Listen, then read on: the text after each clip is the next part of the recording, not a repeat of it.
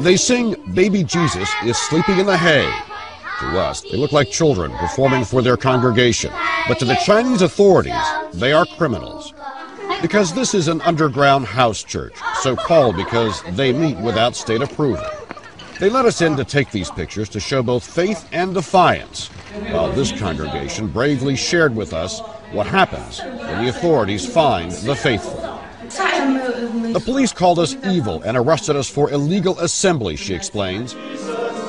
Chinese-born American Sam Chow works in China for religious freedom and researched the dangers faced by underground church worshippers. I interviewed maybe 40, 50 people. Every one of them were beaten and jailed and harassed. When Mao Zedong took power, he banned religion. Communism was the new faith. These days, the state allows churches, but worshippers must register with police. And yet, look at the faces. So many young people, even here. They've grown up in a society where the moral imperative is make money and get ahead. And that doesn't take you very far. People here are discovering perhaps a simple truth, that money alone isn't bringing happiness. So hundreds of millions of Chinese, their numbers growing every day, are seeking something more. So even traditional Eastern religions like Buddhism are flourishing again, but none like the underground Christians. In this village, they were even building their own church until, as this cell phone video shows, the authorities knocked it down. In China, it was once easy to know what to believe in, the Communist Party. Those days may be gone for good, as a new generation learns how to find and keep its own faith. Barry Peterson, CBS News, Beijing. There is something surreal about the state of the church right now. I'm not talking about the strange scenario of predator priests and their crimes being covered up by the Vatican, which historically is a bizarre and tragic crime that is unprecedented. And I'm not talking about merely the theological and liturgical chaos brought about by the modernists at the revolution of the Second Vatican Council. I'm not even talking about the strange phenomenon of wannabe celebrity priests, which might be even more nauseating than celebrity priests are themselves. No, I'm talking about the situation with China. I haven't spent much, if any, time covering the ongoing catastrophe facing the church in China, not because I haven't really wanted to, but because other things always seem to come up. I even have a script started somewhere about the history of Christianity in China. The current situation is reminiscent of the Mirror Universe episodes from any of the Star Trek television series. In those episodes, the story would focus on the characters of the show as their lives were lived in an alternative universe where evil has prevailed. They are some of the finest episodes of that television series for a variety of reasons. For my money, I feel like we're living in the Mirror Universe as Catholics right now, not only because of the likes of Pastor Jimmy Martin of the Jesuit Church, or Cardinal Blaise Cupich, friend of this channel, or their ilk, which is bad enough, but because how the church sold out the real Catholics in China. Imagine a scenario where one of the 1st or 2nd century popes had ordered the lay faithful to pinch incense to Caesar in ancient Rome, and you get an idea of what I'm talking about, because that is precisely what has happened here. If you somehow aren't aware, some time ago the Vatican made a deal where the Chinese government would get to select a certain number of bishops to oversee some of the dioceses in China, and the lay faithful were forced to attend the Chinese false church. The heroic among the laity decided to worship in the Chinese equivalent of the catacombs, and many have been beaten or tortured for their refusal to pinch incense to the Beijing Caesar. That deal I'm speaking of was authored at least in part by former Cardinal McCarrick, a figure that I'm becoming more and more convinced is far more important to the catastrophic condition of the church in the West than anyone realizes. This came into the news again on May 13th, the feast of Our Lady of Fatima. So much weird and questionable news came out on and around that day that it almost makes you wonder. The story I'm referring to comes from the Catholic News Agency. Headline: Beijing and Rome can work together, Parolin tells Chinese media. Yes, Cardinal Pietro Parolin, my top pick for a future Peter the Roman scenario, did say that the Chinese government and the Vatican can work together. Some context is important here. What the totalitarian regime in China and the Apostolic See can accomplish together is, quote, to build a more secure and prosperous world, end quote. Yes, the false gospel of social justice rears its head again. At least with this, they're being more honest about it. Quoting Cardinal Parolin further, "The prospect opens up that two ancient, great, and sophisticated international entities, like China and the Apostolic See, may become ever more aware of a common responsibility for the grave problems of our time," Parolin told his interviewer with the Global Times, which was published the day before, on May 12th. The Global Times is the international English language version of the Chinese propaganda rag, The People's Daily. Imagine if Pravda or MSNBC had international print editions, and you get the idea. Parolin refers to cynicization and enculturation in his interview, with cynicization being the functional control by the totalitarian state of all religions practiced in China, not only including, but first and foremost, the Catholic Church. For the enemies of Christ always, always, always turn their gaze on Holy Mother Church first.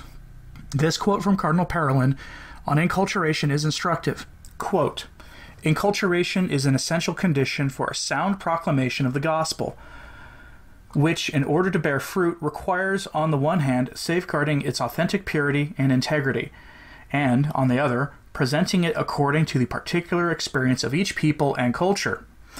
These two terms, enculturation and cynicization, refer to each other without confusion and without opposition."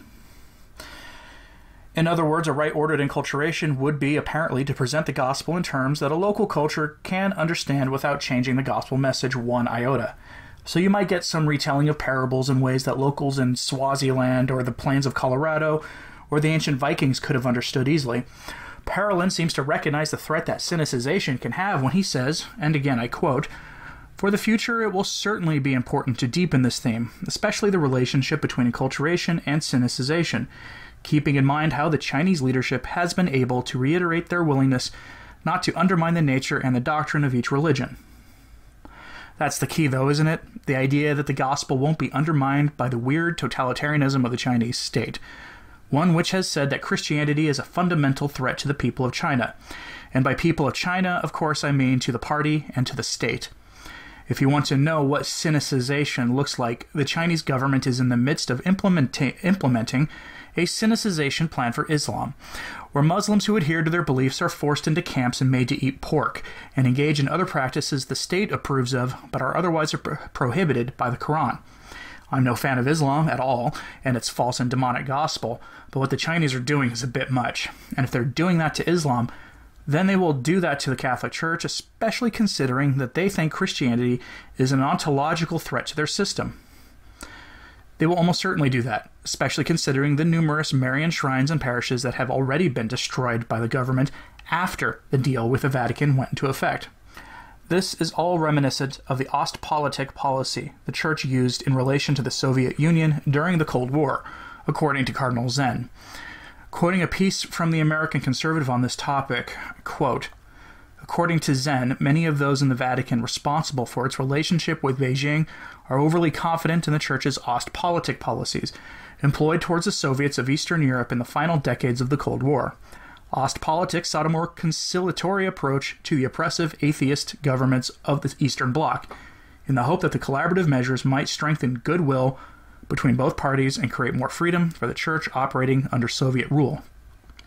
Yet, Zen argues the policy saw few positive results, and in many cases even strengthened the hand of communist political authorities. Indeed, Francis's predecessor, Benedict XVI, called Ostpolitik a failure, while his predecessor, Pope John Paul II, was quoted as saying, 'enough' in regard to the policy." End quote. There's more to the history than that, including the mistranslation of the letter from Benedict XVI to the faithful in China into Mandarin that resulted in a subversive message being given to the laity that has helped to usher in this mess the Chinese Catholics are now faced with. In the situation Cardinal Parolin has stepped into, the Church is further opening itself up to this kind of manipulation. Cardinal Zen is instructive here again, that great Chinese prelate who has largely gone into hiding because of the people having been sold out to the tyrants in China. Quoting Cardinal Zen, "The Chinese are masters at playing with words. The gentlemen in the Vatican are no match. Moreover, for the communists there is no truth. Truth is what is needed for the success of the party." End quote. And that's the rub.